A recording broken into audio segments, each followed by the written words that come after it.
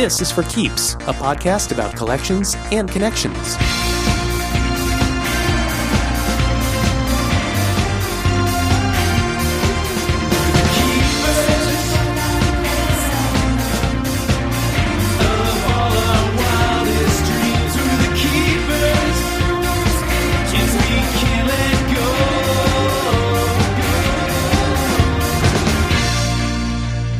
I'm David Peterkowski.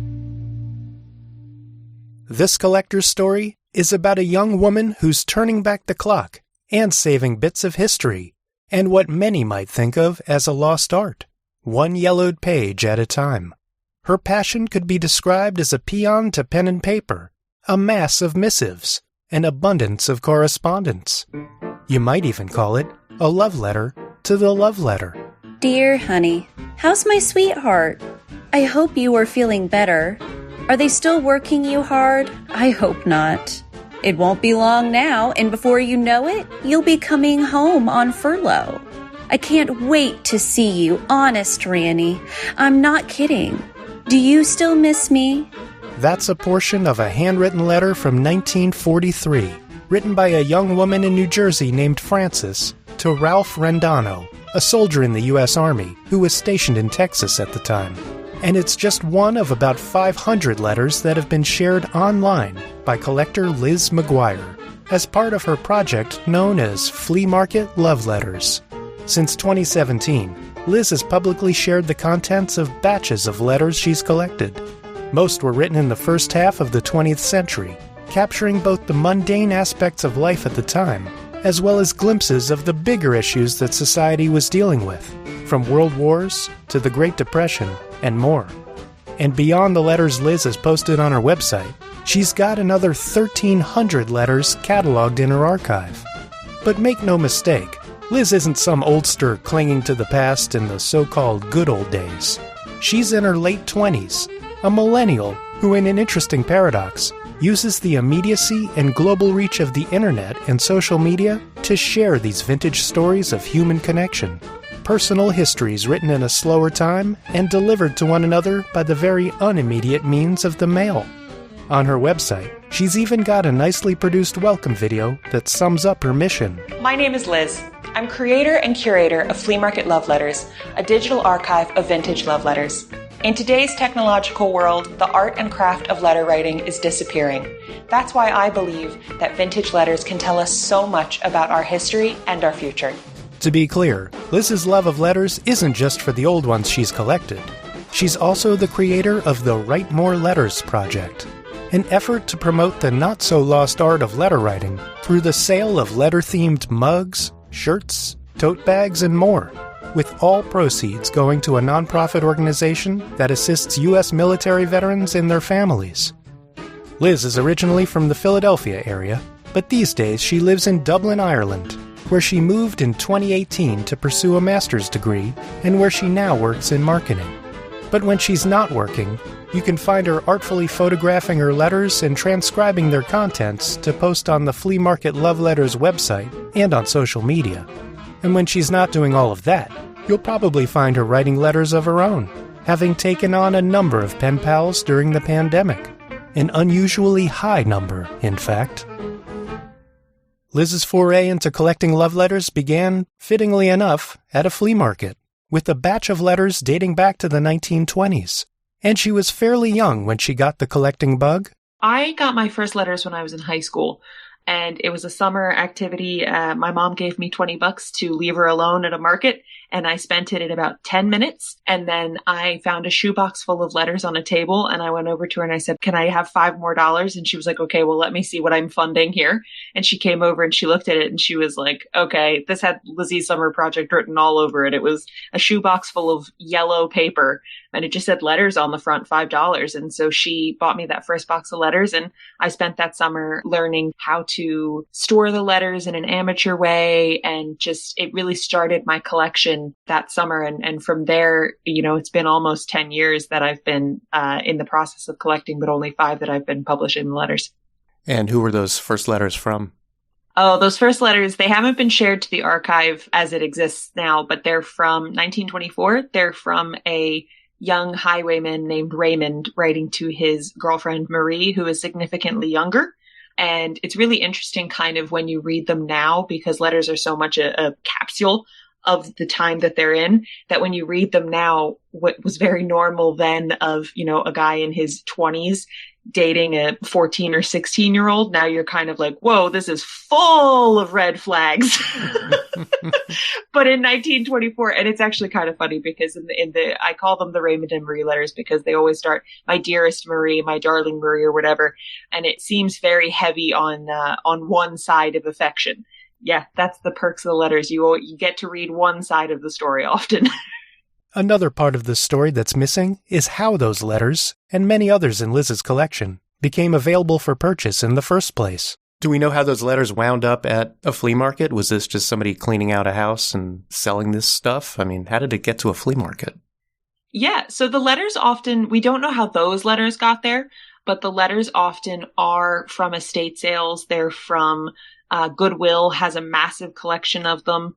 There's all sorts of people who are cleaning out properties. And the way I kind of frame it is that if you're particularly close to someone and you're being tasked with cleaning out their estate, you might look at their home office and see it's full of paper and just not be in the place to deal with that. And that's oftentimes how I think a lot of these letters have come into circulation and how I've come into contact with them and have picked them up for the archive, because I think letters are an incredibly personal thing, but they're so simple to just get lost in a book and to get lost in a folder and to be in a box under a bed and you're cleaning out a guest room and you don't go through every box that's in the closet and that sort of thing. And there are people who collect for stamps. There are people who collect for postcards, but I genuinely collect for the letters. And I'm always aware of not knowing how those letters came to me. And if a family came to me and said, you have my grandmother's letters, we didn't mean to get rid of them, I would absolutely reunite the person with those letters. It hasn't happened yet, but I'm ready for it too.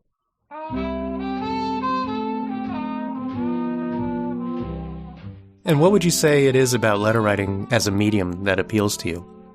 Yeah. Oh, I love letters, especially during the pandemic. So being based in Dublin, all of my family, with the exception of my Irish family, were based in the States. And it was 500 to 600 kind of days between seeing my family when it had gone a couple of months in between before then. So this was the longest spell I'd gone without seeing my family. I was in a completely different country. And I discovered a pen pal exchange online that was doing contemporary pen pals. So you could put your information up on a website and basically you got people and people got your information and you could send postcards and letters and all this sort of stuff. And I had always wanted that element of flea market in my own life because at that time for 3 years had been reading these letters and seeing these beautiful little moments captured. And I really felt kind of like I was missing out on a step of that. And because of the pandemic and because of letter writing coming sort of back into a strength during the isolation period, I was able to process not being as close to my family as I would have liked with writing to complete strangers and having letters coming in the door and connecting with people about this kind of shared experience, which is often something I would have seen in the letters dating back to World War I, World War II, a shared experience of a difficult hardship that's happening at the moment and the little details that you don't know until you live it. Though the isolation of the pandemic may have kick-started interest in letter writing, it was a few years earlier, back in 2017, when Liz first got the idea to share her flea market finds online. And surprisingly, it was the history of her apartment that inspired her to do so. I was sitting in my apartment and I saw the letters on the bookshelf, and my apartment we had moved into it and it had been burnt down before. So it had recently been refurbished before we moved in.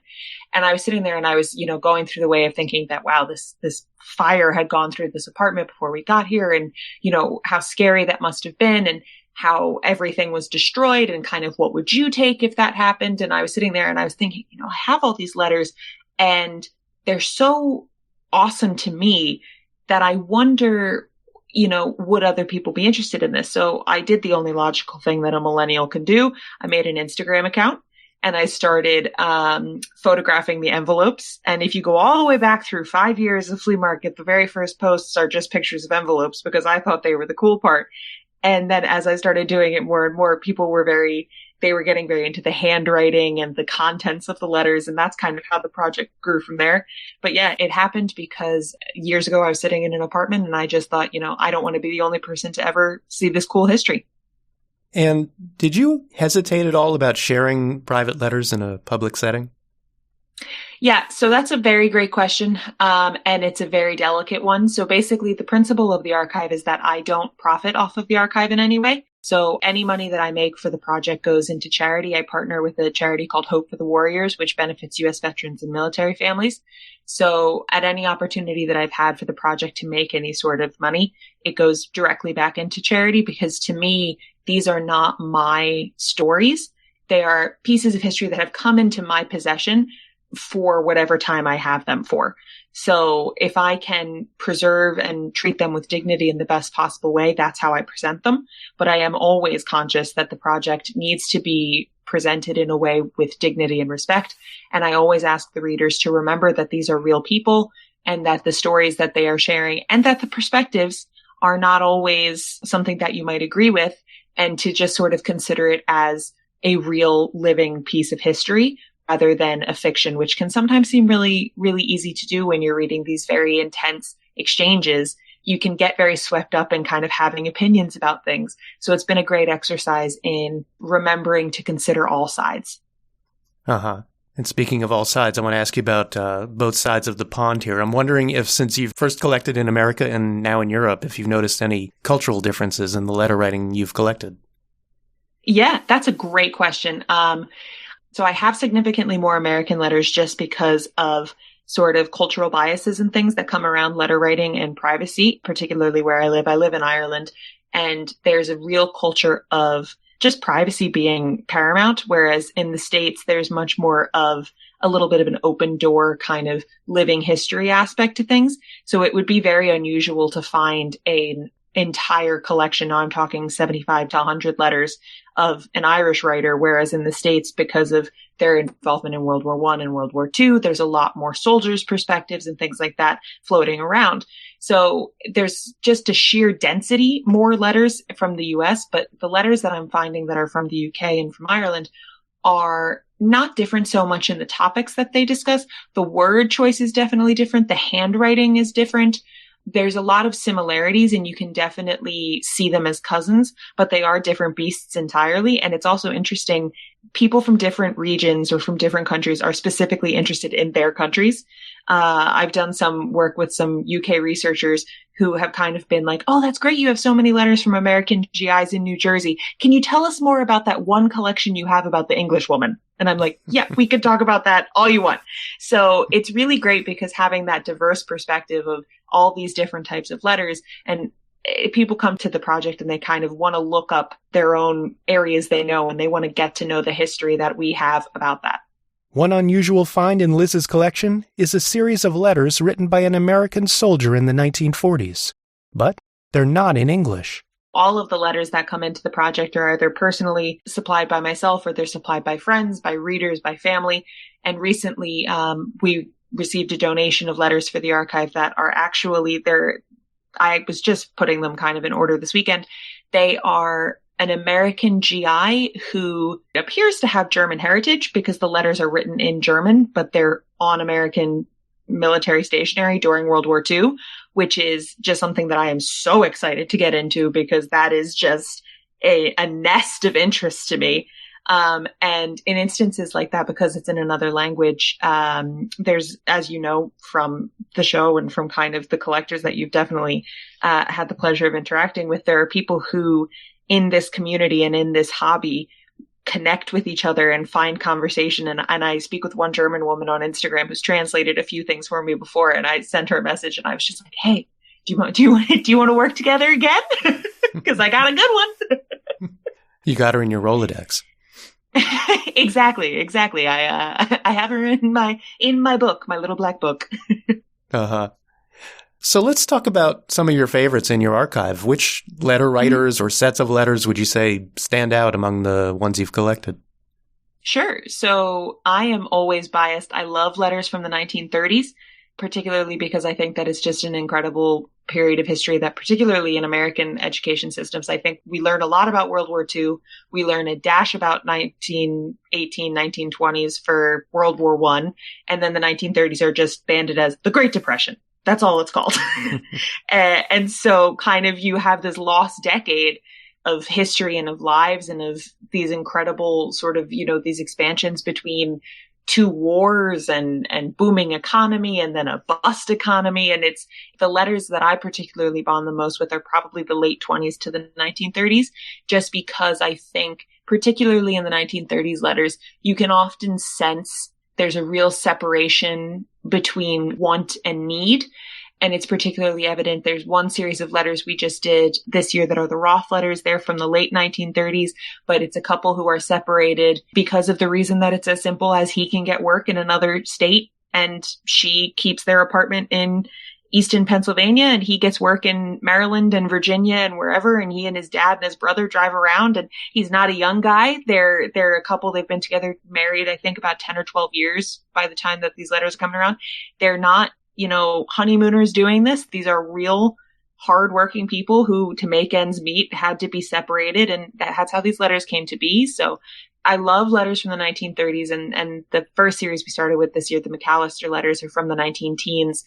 And that's a young couple going through courtship and engagement and all these sort of great little hallmarks that are very recognizable to people today as kind of, early flirting and then kind of, do you really like me? And then waiting for the letter to come back of, yes, I do like you. And this is all 1914, 1912 kind of stuff.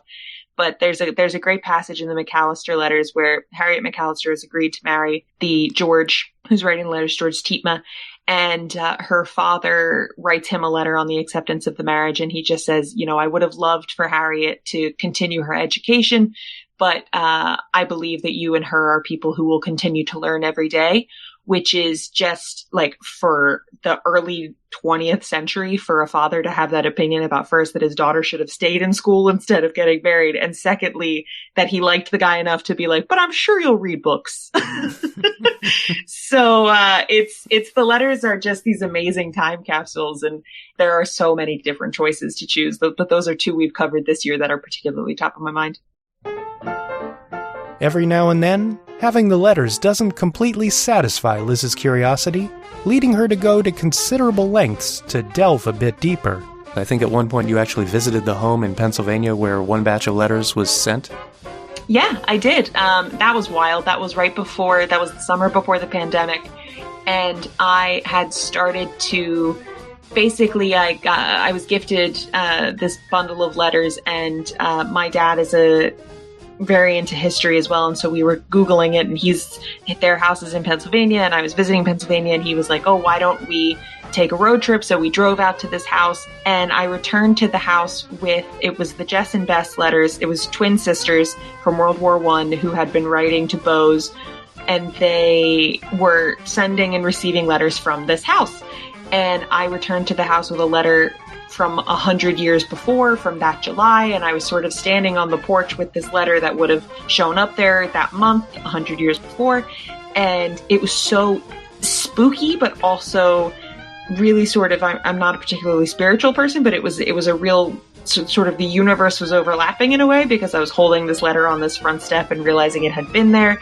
And like I said, kind of to the point of the awkwardness of reading other people's mail, I always try and present these as real stories and real people. And so part of that for me is getting to visit the places and return to the spots that people mention to really feel a connectivity with these people and with their letters. And did you knock on the door and see if Jess and Bess's great-grandkids were hanging out? So I would have loved to, but I think the house was either up for sale or it was up for sheriff's sale, if I remember correctly. I remember no one was there. But when I always try and separate as well, kind of briefly, I try and separate the genealogist and the collector or the archivist, which I am. Genealogy is incredible, and people who can do genealogy and who can tell you entire family trees and have that kind of patience to plot that all out are absolute stars in my universe. I get a collection of letters. I read the letters. I meet those people at the start of the letters and I end the letters with them. I very rarely will go on to say, so-and-so married so-and-so and had 3 children. Like I will leave the letters where they are. I've had genealogists get in touch with the project before and say, I read these 17 letters and I went to the efforts of looking them up and this is what happened to the people. But in that case, in that Jess and Bess case, I did try my hand at trying to figure out kind of where they ended up. And if I remember correctly, either one of them was a school teacher or they were both school teachers. They never married, and they never married the guys, obviously, that they were writing the letters to. And you can go about it 2 ways. You can read these letters and then you can become really invested and go to the point where you start looking everything up and then you find the grandchild and then you send the grandchild a message and you say, I have your letters.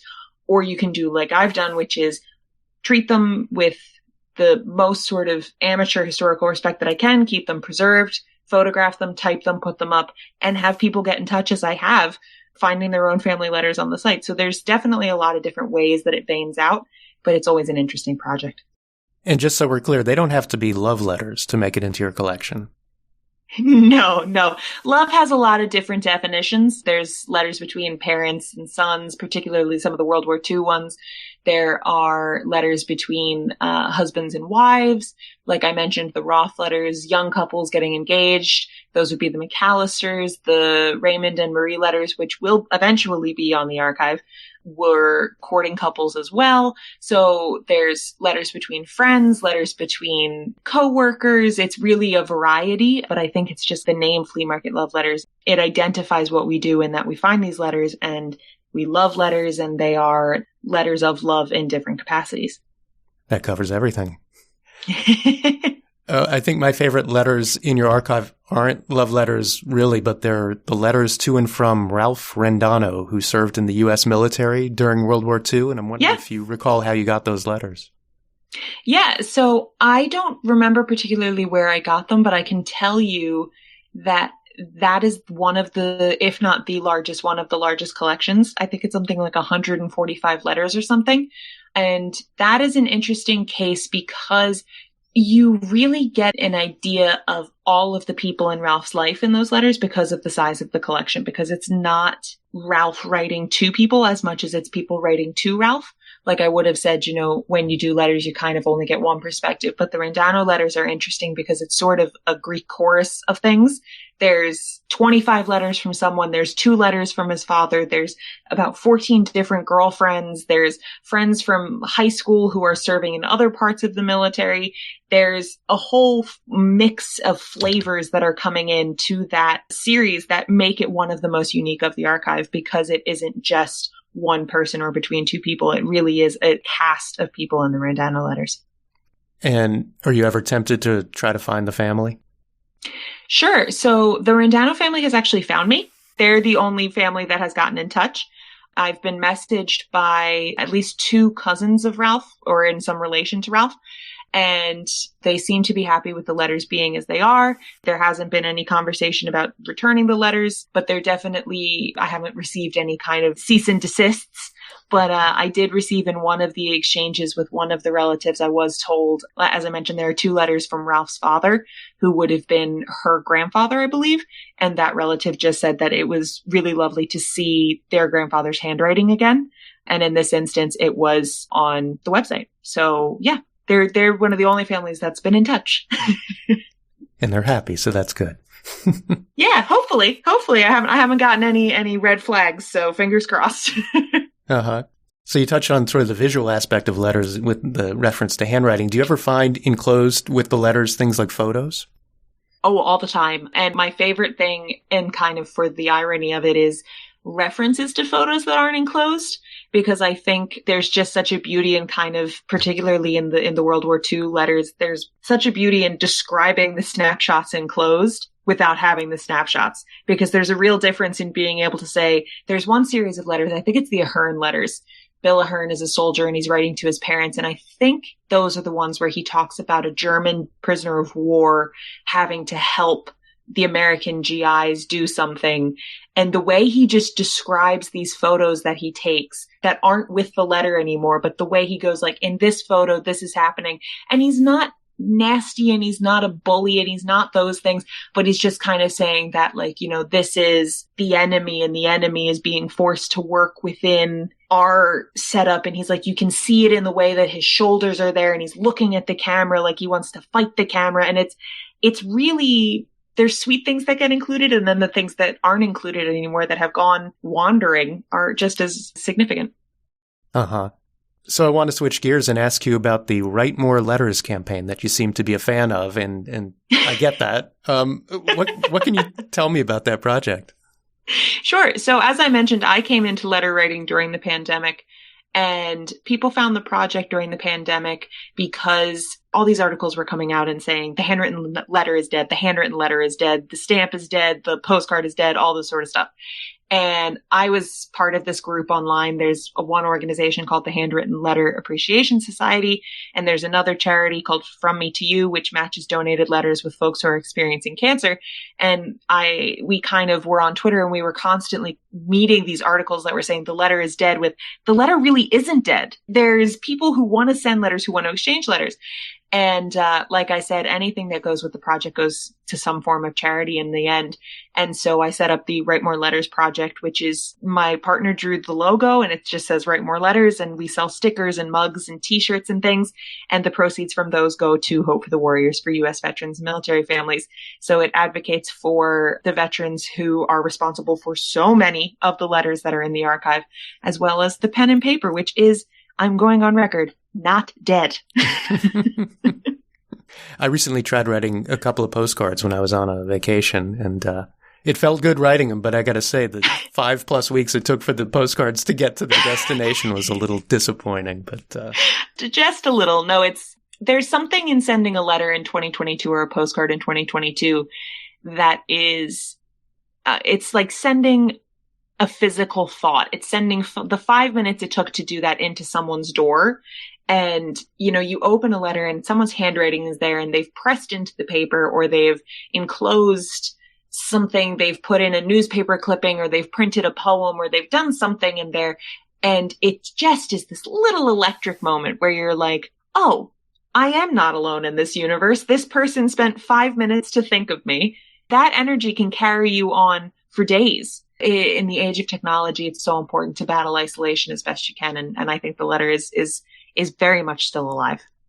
And I think that's the part I liked, is that I took the time to do it, and that felt good. So yeah, it's a bit like journal entries, really.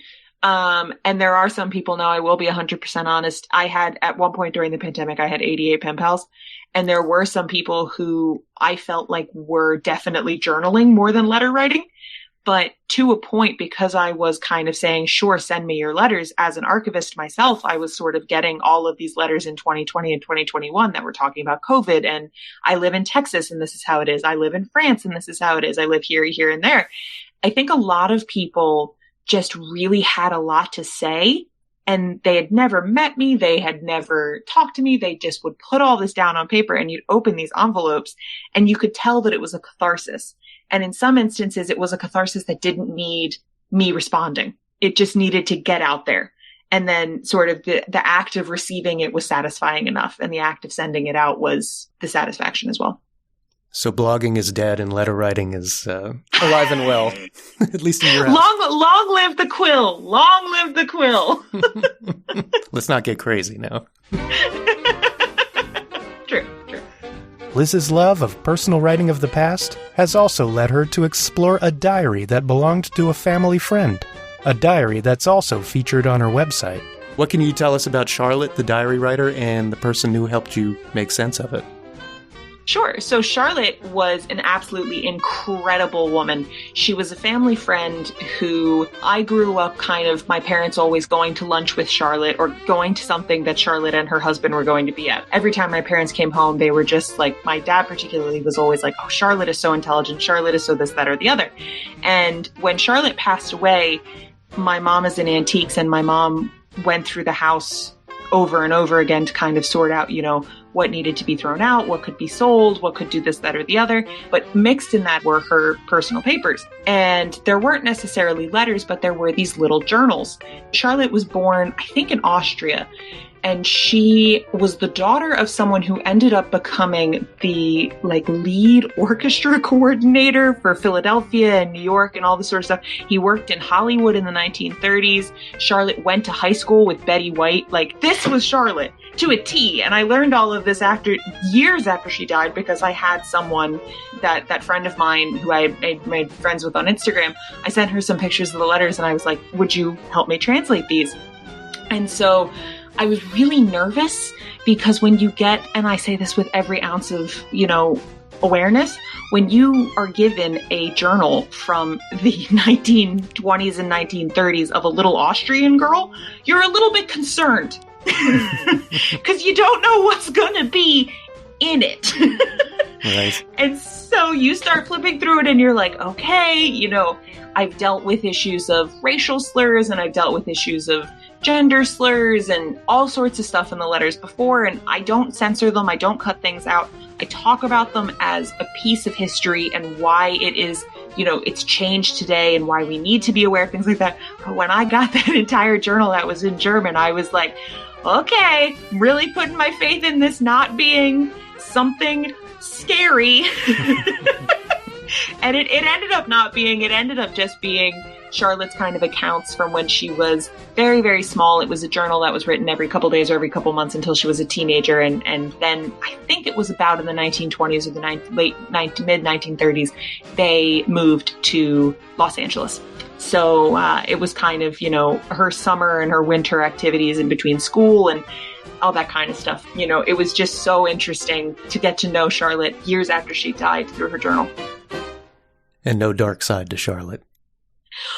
No dark side to Charlotte. Not that I ever really expected there to be one, but in the years of collecting the letters that I have, there's one particular, I think it's in the Randano letters, there's one particular poem that's written about Hitler that was so saucy.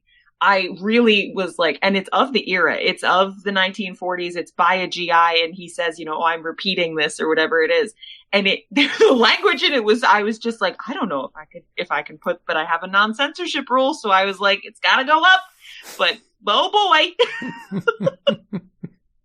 So earlier you mentioned having a bunch of pen pals. I have to ask, how much of a letter writer are you? I mean, do you still have 80 something pen pals? And how do you have time for anything else?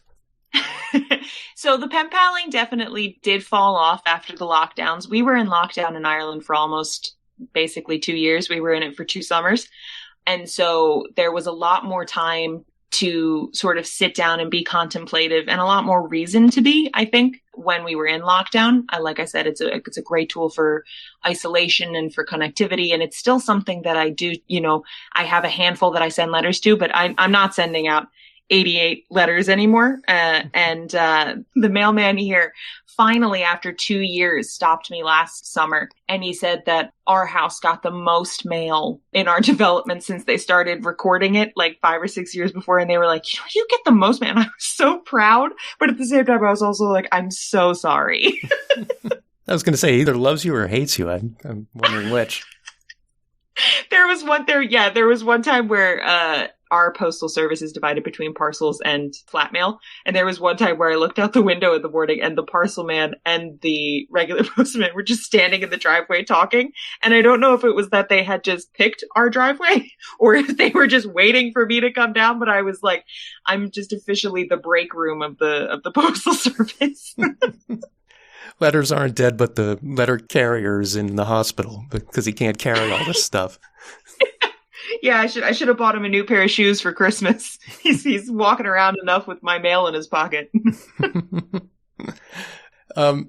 So one last question for you. It sounds like you're an avid letter writer. Do you archive your own letters? And have you ever thought about what might become of them someday? That is a great question. And I do. I archive them in a very similar way that I archive the flea market letters. So the flea market letters are in binder sleeves and binders. And I have a spreadsheet that has kind of the subject and the era and the number of them and things like that.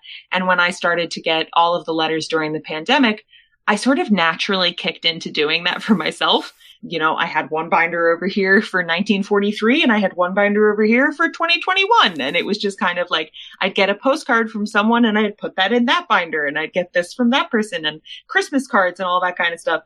And when I was writing or am writing letters, I don't edit. You might think that I would because of how much I work with other people's letters and how much I see vulnerabilities and insecurities and incredible, intense emotions just jump off of the pages in these letters. And I would never want to withhold that myself. So I keep my own letters that I receive. They aren't going up on Twitter anytime soon. But yeah, I do keep my own letters, and hopefully there will be somebody in many, many years who's interested in them. Uh-huh. And if I start writing letters again, will my handwriting look as good as the old-fashioned handwriting that I see in the letters you have? Because it's pretty awful. Well, believe me, I have very temperamental handwriting, so you're not alone. My handwriting is atrocious sometimes. And I met a graphologist, and she did a piece for me for the blog. She did a graphology piece on a Randano letter. And she explained to me, now if I'm remembering this correctly, she explained to me that handwriting from back then is harder to analyze. Graphology, of course, being the study of handwriting and this kind of psychology that's in handwriting. Older handwriting is harder to analyze because it's so boilerplate, because it was taught so, this is how you make an A, this is how you make a B sort of a way. It's much harder for her to tell you what she might be able to tell you from 2018 versus 1918 because of the way that our handwriting has differentiated. So if it's any comfort, the more unique your handwriting is now, the easier it will be for someone to say, oh, he was this way or that way, because it's not so cookie cutter, which gives me comfort when I'm writing a Christmas card and it's going all over the place. And so all the crazy people blended in with the non-crazies back then because all their handwriting was the same. Yeah, she was just funny. She just was, yeah. Graphology is tangentially to letter collecting and to the history aspect of it. So interesting, but it's a whole other life to learn. Yep. Well, Liz, that's everything I've got. So thanks for speaking with me about all the archiving you've done over the years and capturing these unique slices of life. I mean, it's fascinating stuff and it's fun to read. Again, I appreciate it. Oh, thank you so much for organizing this and for having me and for letting me talk about mail. I cannot thank you enough. You bet. All right. Take care. Bye. Bye.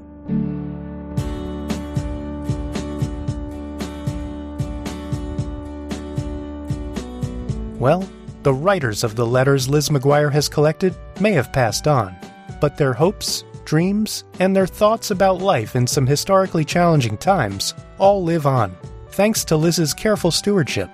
And they echo far and wide through the global reach of today's technology. Without a doubt, Liz makes a strong case for letter writing, even when she's not writing to her dozens of pandemic pen pals.